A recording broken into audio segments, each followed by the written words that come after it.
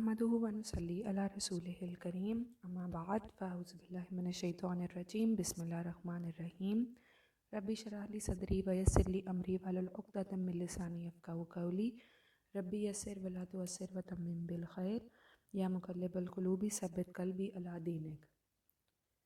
We are starting off Alhamdulillah again back on the track from ayat number 41 of Surah Yasin. وَآيَةٌ لَهُمْ أَنَّا حَمَلْنَا ذُرِّيَّتَهُمْ فِي الْفُلْكِ الْمَشْحُونِ. And there is another miraculous sign for them that we boarded their children on the ships that are loaded up completely. The word fulk is very close to the word falak. Speaking of fulk, let me tell you about another round trip. When a ship goes out in a sea, you are hoping that it comes back. You are hoping to make a round trip. Now, what is this ayah doing here? The process started with Earth, Sun, and Moon and ended with the sea. So the entire planet is covered in an ayah. And in the sea, Allah didn't say you boarded or your children boarded. Instead, He said, their future generations. Why? Because getting onto the ship wasn't a 2-day trip. They'll travel for months, get on the other side of the world, and when they got there, they would settle there, make a life there. Maybe they come back or maybe they don't. So generations are going to be settled over there. A young man traveling on a ship back in the days was like all his future generations traveling. This is what Allah does even today. People move in different parts of the world and get settled. There's a life journey inside these ayahs.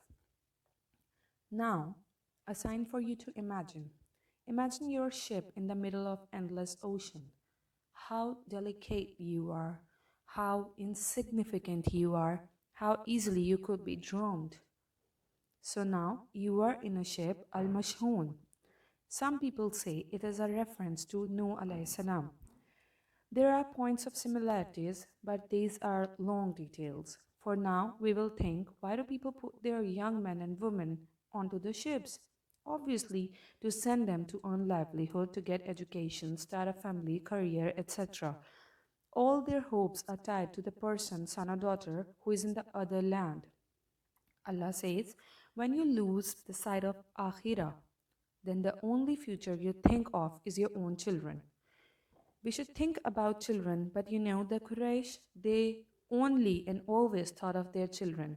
They can't think any past that. وَخَلَقْنَا لَهُم مِّن مِّثْلِهِ مَا يَرْكَبُونَ, and created for them similar things to ride in. Not only the ships, but we create for them other rides as well. Arabs used to ride camels, the ship of the desert. Allah says, I have created ships so far for you, but there are other things I'm gonna create for you. They, of course, didn't know about the trains, planes, but what about the Wright brothers who created the planes? Allah here is saying that all human creativity is accredited to the one who gifted you the creativity. The inspiration of ideas is always from Allah. The moral of the ayah is that do not ever underestimate the value of good, sound, worldly education, but it should never be at the expense of spiritual education. All the creative ideas, blessed to a kafir or a Muslim, is all from Allah the Almighty. وَإِنَّ نَشَأْ نُغْرِقْهُمْ فَلَا صَرِيخَ لَهُمْ وَلَا هُمْ يُنْقَذُونَ. If we wanted, we could drown them. Then they wouldn't have any cries for them, nor would they be rescued. The image here is of a ship in the middle of the sea, and then it tips off, drown, and people inside them screaming, help, help, help, and boom. There's no cry to be heard. They won't be rescued. They would completely be ruined and drowned into the depths of the ocean.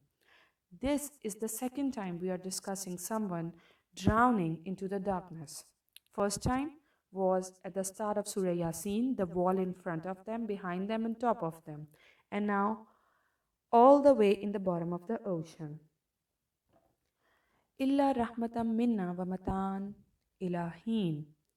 And the only reason we don't do that, we don't drown them, we don't, sorry, and the only reason we don't drown them, we do not do that because of the exception of the act of loving mercy of Allah. And so they may use things and enjoy life until a limited time. Allah doesn't cause the airplane to crash. Allah causes it not to crash. Its deformed production caused it to crash.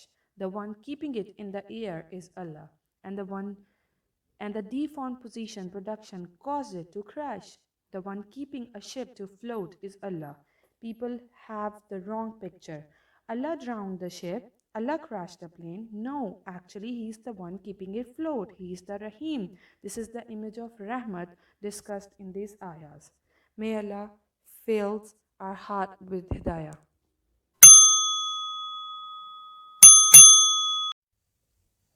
اعوذ باللہ من الشیطان الرجیم بسم اللہ الرحمن الرحیم رب اشرح لی صدری ویسر لی امری واحلل عقدۃ من لسانی یفقہوا قولی۔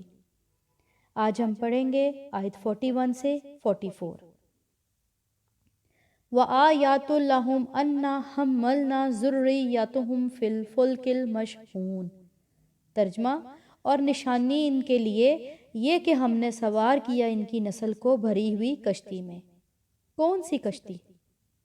حضرت نوح کی کشتی، جس میں نسل انسانی کو سوار کیا گیا، اور ہم سب کے ماں باپ وہاں موجود تھے کہ وہاں سے نکال کر دوسرے میں رکھا۔ اور اس سے یہ بھی مراد ہے کہ انسان بھری ہوئی کشتیوں میں اپنے بچوں کے ساتھ سوار ہوتے ہیں۔ اللہ تعالیٰ کہتے ہیں کہ کبھی سوچا کشتیوں کو اتنی بھاری، اتنے وزن والی، لیکن پانی کی سطح سے نیچے نہیں جاتی؟ کس نے پانی کو حکم دیا کہ کشتیوں کو اس سے نیچے نہیں رکھنا؟ اگر کشتی ذرا سا پانی کے نیچے جائے گی تو ڈوب جائے گی۔ یہ اللہ کی ذات ہے جس نے یہ سب نظام بنائے ہوئے ہیں۔ دیکھیں، یہ جو کائنات کا سولر سسٹم ہے نا، یہ بھی ایسے ہی جیسے پانی میں کشتیاں تیر رہی ہیں۔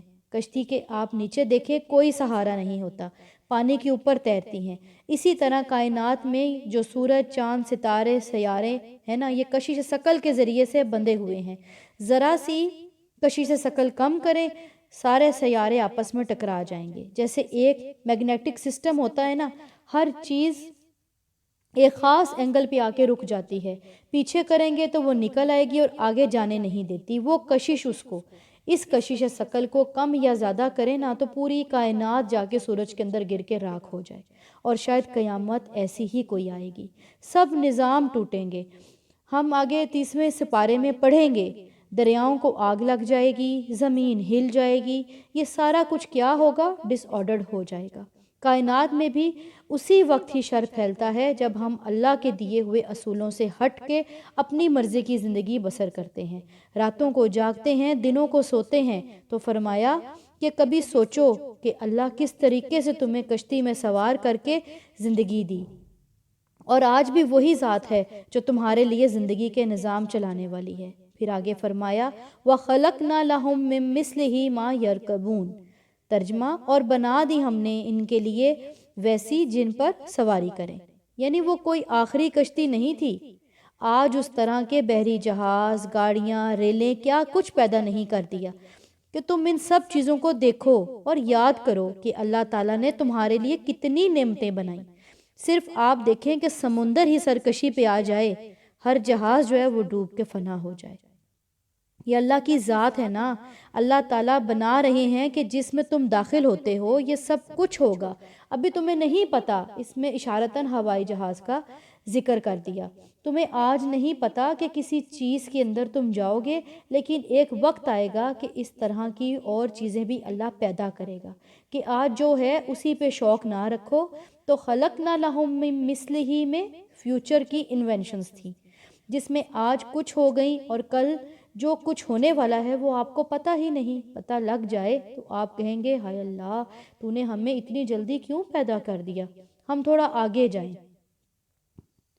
وَإِن نَّشَأْ نُغْرِقْهُمْ فَلَا صَرِيخَ لَهُمْ وَلَا هُمْ يُنْقَذُونَ۔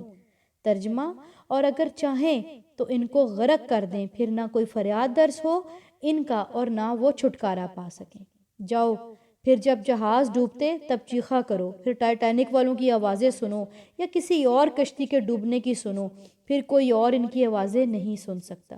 کسی کو نہیں پتا کہ ہم کہاں جا رہے ہیں۔ دیکھیں کہ زمین پہ کوئی ایکسیڈنٹ ہوتا ہے نا تو کوئی بچ ہی جاتا ہے، کوئی امید ہے، لیکن جو سمندر میں ڈوبا یا جو فضاؤں میں جہاز کریش ہوا اس کا تو بچنے کا کوئی سوال ہی پیدا نہیں ہوتا۔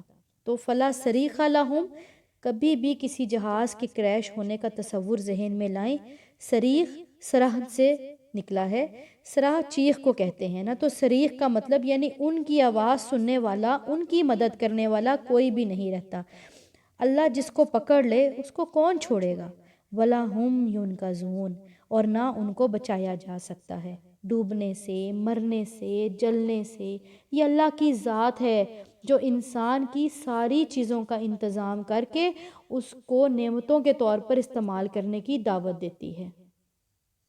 إِلَّا رَحْمَةً مِنَّا وَمَتَاعًا إِلَىٰ حِینٍ، ترجمہ مگر ہماری رحمت سے فائدہ اٹھانا ایک مدت تک۔ مگر ہماری رحمت ہے کوئی بچ جائے ان حادثات سے، کوئی ان چیزوں سے سبق لے لے، کشتیوں میں ڈوبنے سے کوئی بچا لے، یہ اللہ کی رحمت ہے۔ لیکن وَمَتَاعًا إِلَىٰ حِین، فائدہ اٹھانا ایک مدت تک۔ آج اس سمندر کے طوفان سے بچ بھی گئے ہو تو کیا بچے ہوئے ہو؟ یہاں سے نکلتے ہی، خشکی پہ پاؤں رکھتے ہی کوئی چیز کاٹ لے اور تمہارا جانے کا وقت آ جائے۔ آج ایک موت کے سبب سے بچ گئے ہو، کل پھر موت آ جائے گی۔ اللہ تعالیٰ نے اپنے بندے کو غور کرنے کی توفیق دیتے ہیں۔ اللہ تعالیٰ اپنے بندے کو کہتے ہیں کہ دیکھو یہ جتنی بھی آیات ہم لوگوں نے پڑھی ہیں ان سے ہمیں ایک ہی سبق حاصل ہوتا ہے کہ اللہ کی قدر پہچانو۔ دیکھو اس نے تمہارے لیے کتنا خوبصورت نظام قائم کیا ہوا ہے۔ اللہ کی رحمتوں پر غور کرو، سرکشی چھٹ جائے گی۔ اپنے رب سے امیدوں کا رشتہ جوڑو، اس نے تمہیں بہت کچھ دیا ہوا ہے، وہ تمہارے ساتھ مہربان ہے۔ اگر وہ ظالم ہوتا تو کبھی سمندروں کے اوپر تمہاری کشتیوں کو چلنے نہ دیتا اور فضاؤں میں یہ جہاز نہ تیرتے۔ تو تم بھی تو اس کی پہچانو، اس کو مانو، تم بھی تو دیکھو کہ اس نے تمہارے لیے کیا کیا تیار کیا ہے۔